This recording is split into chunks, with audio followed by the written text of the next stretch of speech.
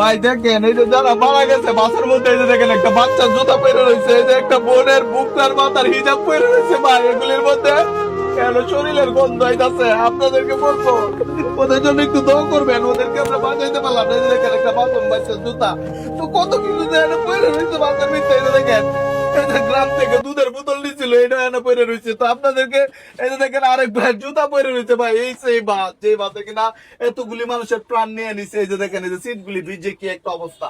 তো এই যে এদিক দিয়ে জানালা ভাঙ্গা, দরজা ভাঙ্গা, মানে এমন একটা পরিস্থিতি আপনি সরজমিনে দেখতেন আপনার গায়ের লুম্বাই দাঁড়ায় যেত গা, মানে এতটুকু একটা পরিস্থিতি। সামনে সিট গুলি একটু দেখেন ভাঙ্গে কি হয়েছে, কি পরিমাণ কষ্টের মধ্যে যে এরা মৃত্যুটা হয়েছে একমাত্র আল্লাহ জানে আর হেরা জানে যারা মারা গেছে। এই যে দেখেন কি একটা অবস্থা, মানে পানির নিচে 60 ফুট পানির নিচে গিয়ে যদি এতটুকু গভীরে গিয়ে মানুষ পড়ে আর তারা না বের হইতে পারে, তাদের কতটুকু কষ্ট হইবে আপনারা একটু দেখেন লক্ষ্য করে।